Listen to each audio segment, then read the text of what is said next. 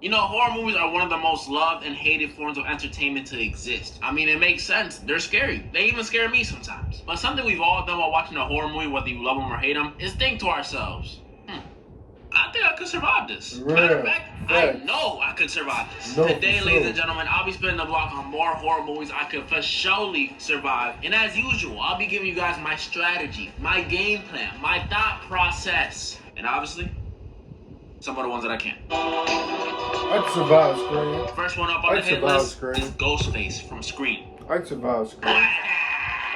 This dude is a pretty standard horror villain on the surface. A masked man with a knife, no superhuman abilities, and can be taken out the same way any other regular human can be taken out.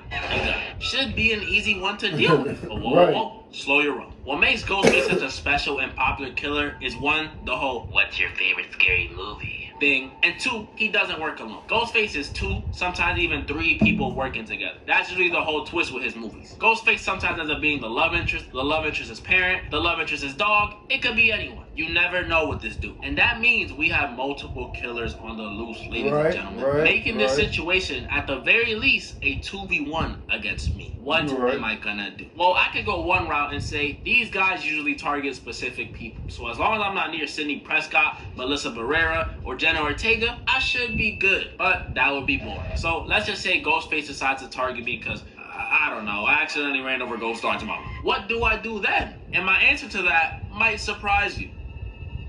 They're literally human, minus him. Like, yeah, it's a 2 or 3v1, but if you watch any of these movies, you know against these guys, that's more than winnable. Like I said a second ago, they're gun level. And it doesn't help that they don't often make the smart decision. They always start off intimidating. A killer you could actually be afraid of. But as we get closer and closer to the identity reveal, it's like they're losing brain cells. They let certain people live, they start becoming clumsier. This is exactly why I told you to stay off that Galaxy guys. And the dumbest thing they do is that since it's a personal beef, they always do this huge dramatic reveal to torment the victim or whatever. That's right, Derek. It was us.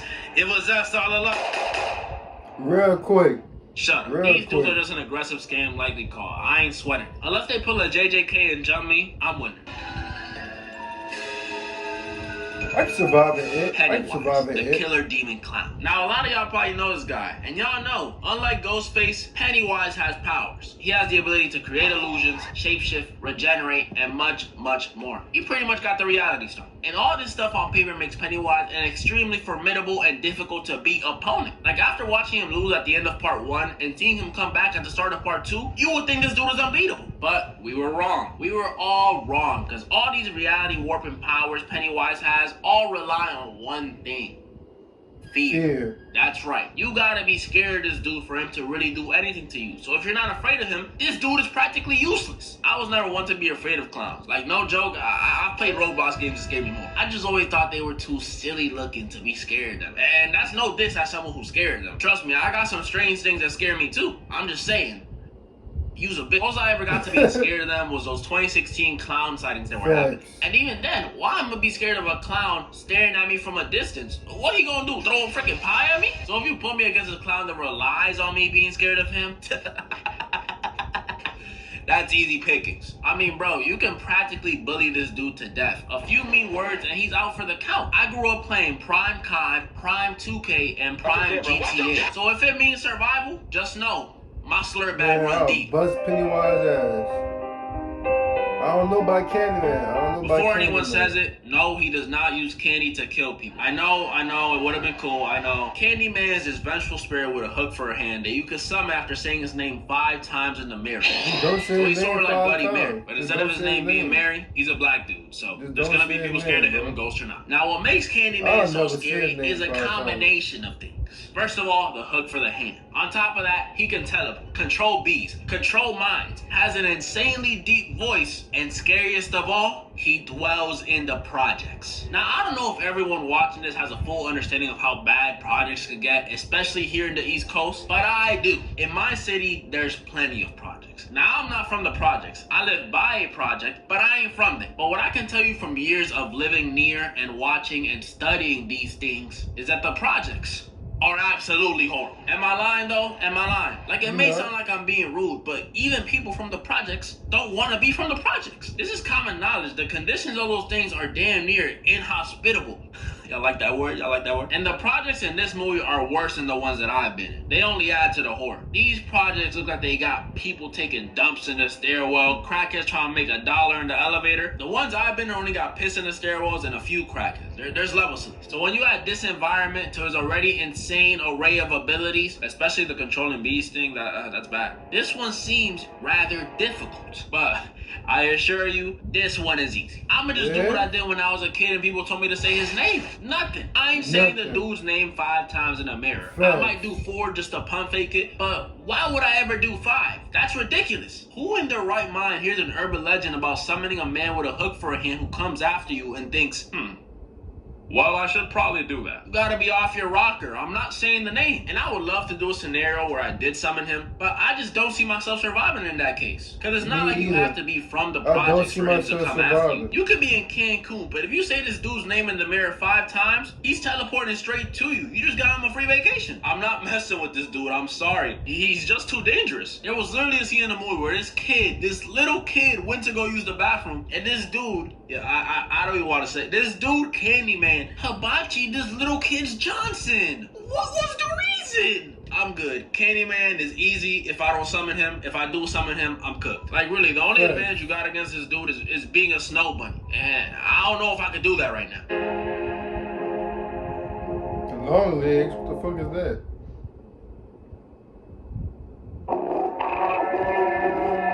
Not surviving. So, I like honey barbecue, you like honey barbecue. I like football, I think you like football. We're like...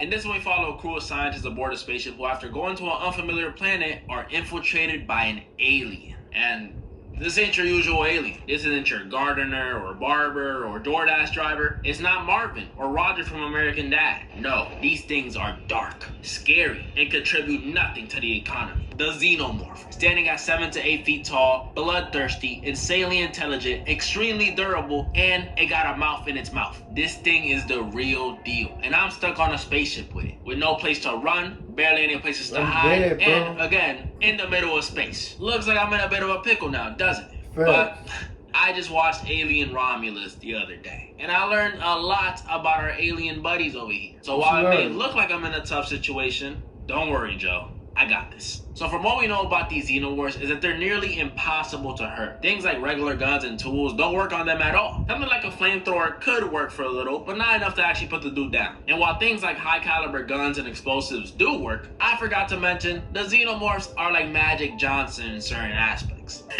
And it ain't the height, I'll tell you that much. They have highly acidic blood, so if you pierce their skin in any way, their blood is gonna start leaking everywhere and melting everything. So just like magic, we should probably avoid making this thing spill blood. So what am I gonna do? I can't burn this thing, I can't shoot it because of the ship, I can't blow it up. What do I have planned? Foolish. It's obvious. The only way to defeat this thing is to go back to its roots. You see, while they are aliens, Xenomorphs are still similar to us in one way. They have a weak baby form. Granted, it's a very messed up and dangerous looking baby, but it's still a weaker form. They start off as face huggers. These little crab spider things that hug your face, and in order to evolve into the big dangerous version of themselves that I'm currently stuck on a ship with, these face huggers must impregnate? One of my crewmates. And right here, during this weird process, is where I strike. If you know me, you know I'm not one to gamble. I cut my losses. You could call me a quitter. So the second I see one of my crewmates getting his face hugged by one of these things and potentially jeopardizing the safety of everyone else on board, I don't know. That looks like a loss I'm gonna have to cut. I'm sorry, it's the truth. That's the only way to win in this scenario and make sure no other lives are lost. I'm gonna look at my other crewmates and pull up. I don't think he's gonna make it, guys. Facts. Facts. We gonna have to put him down. And proceed to eject him and that ugly baby out the airlock. And I already know some of y'all about to say this method was inhumane. And you're right, it wasn't humane. But you gotta do what you gotta do, bro. What you gonna do about it? I can survive. We know who it is. One of the most popular villains in horror. You see his face at every Hot Topic and Spencer's. The killer doll, Charlie, Chucky. If you've been watching me for a while, you might already know I don't rock with dolls. And it all started with him. This dude had a chokehold on me my entire childhood. Like, I cannot stress this enough to you guys. This dude was my biggest fear. Anytime I would see this dude, he would have me sound like Courage the Cowardly Dog trying to speak. It was bad. Like back then, my top 3 was I fuck Chucky, with Chucky. Heights, and Presentations. I That was fuck an with immovable Chucky, top 3. And it was like this for years and years and years. And one day I woke up and I realized this little is a dog, a 2-foot dog. I've literally been taller than him since I was like 3. Yet he had this insane grasp on my mind for so long, had me waking up from Tsukuyomi type nightmares. To answer the question, of course I'm whooping him. He's not Annabelle or Bronx or any other demon-possessed doll. He's literally just a ginger killer baby who cracks jokes every now and then and knows voodoo. Literally a kick, a punch, a slap, anything will work against this dude. Maybe if I was 7 years old again, he would win because I was a huge, that thing girls keep me between their legs. But now, if I can't beat this little dude, tell my mama to disown. I'm serious. Honestly, I'm so convinced I'm winning this. They could bring the whole army of Chuckies from the show, add Tiffany, and matter of fact, throw in one of them crackers from the projects too. At least I would give them some sort of win con. As you guys can see though, a whole year later, and these horror villains are still not hanging with me. Except him though. Oh, yeah, Comment down below any of the ones you guys think I was wrong or right about. Also, my next video will most likely be on fear, so comment down below your biggest fear, and I'll see if I put it in the video. And moral of the story? Well, guys, that's the end of this video. You made this far? Don't forget, like, comment, subscribe, and I'm out. Peace. I'm out this bitch. Yee.